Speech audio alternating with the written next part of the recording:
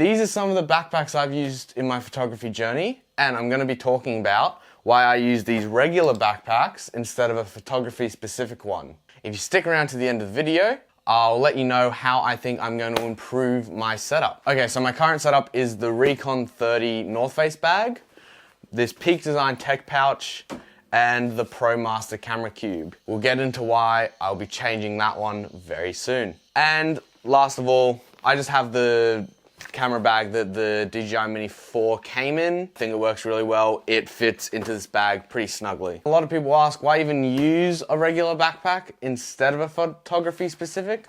Well, I really don't like the price of them. The design, I don't like a lot of how the camera inserts work.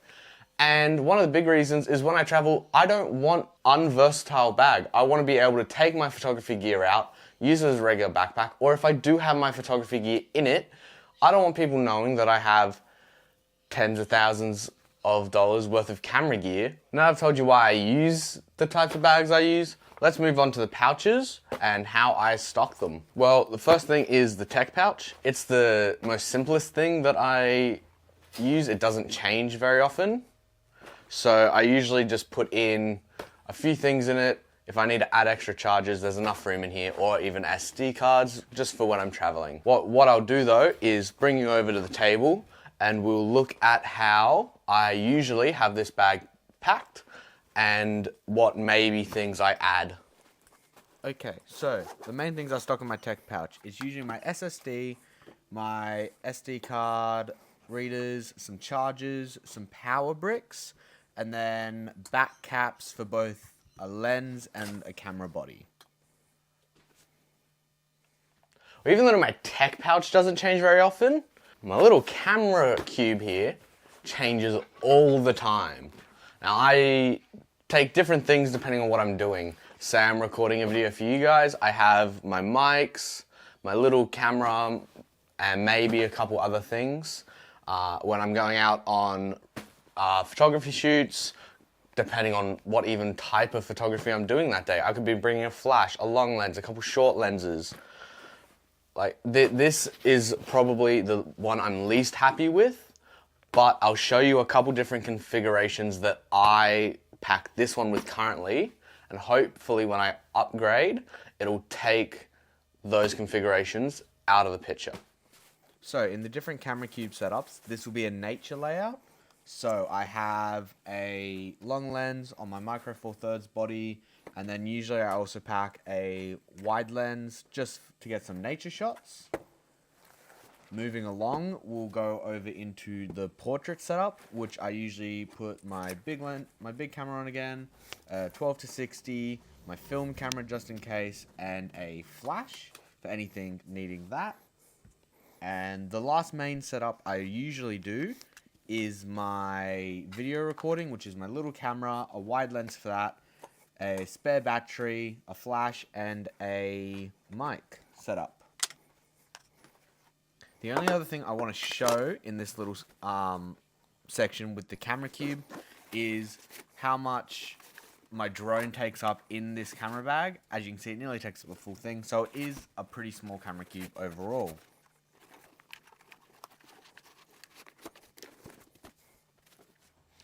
Even though the last thing I do usually pack as well is my drone.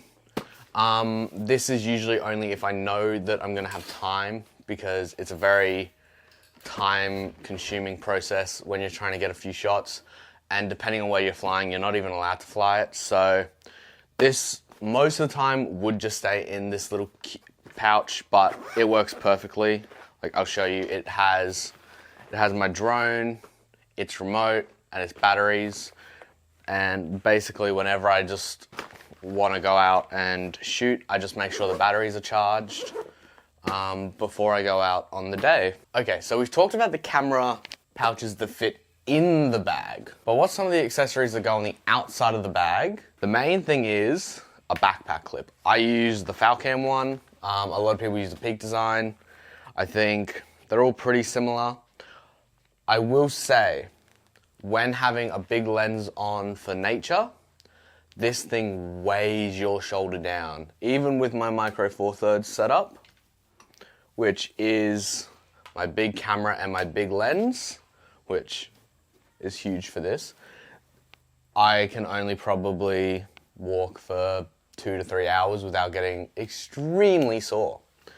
So the thing I'm looking at getting is the Falcam neck strap. Now this basically just allows it to be around your neck instead of your arm. I do really enjoy using neck straps. The main reason I don't at the moment, especially with long lenses, is when it sits, I don't know if you guys can see, but it sits out like this. The good part about these long lenses is they usually have a mount for a neck strap. But if I can use the Falcam clip on the bottom, then it should sit flat when I'm walking around, meaning I won't get as tired as much. I can stay out for longer on shoots. It's better distribution of weight. I think I'm gonna be able to improve it by changing the camera cube. I'm really happy with how the bag is. The 30 litre, it's a good everyday bag, but it's where the camera cube is, it lets it down. This thing makes it hard to get in and out, plus there's no side access, it's just top access, which for a small camera cube like this, works perfectly fine. Now the camera cube I have on order, and I'll make a video about it, is the Wandered Essential Plus, I think. The reason I'm getting it versus the other ones is it's not as wide, so it should fit in the camera bag better. The top zip, as well as the side zip, so you can quickly access your camera gear. And it just provides that little bit more space. It says it provides enough for 2 lenses and a DSLR camera with a lens on it, and maybe a little bit extra. Now that's sort of all I'm looking for, because I don't have as much gear, and I don't really want to have a super big amount of gear. Like, I'll talk about this in a future video, but the lenses I'm wanting for my professional camera is basically just getting a super wide lens, which is a little bit wider than what this one can go, a telephoto, which I already have, a 25mm, which I don't currently have, but am getting one soon, and maybe 1 or 2 other lenses. I know I have a really nice 12-60 from Lumix as well. Now these are all things that will get better and will hopefully fit in these things. Now when looking at a camera setup, what should you buy? Well, it's up to how you want to pack. The only other reason I use camera cubes so often instead of camera bags is I want to be able to put this stuff in any bag I want. Now I could go from this bag to this bag up here. If this one didn't have any dividers in it, chuck it in that one. I have a couple others that are a bit like nicer leather.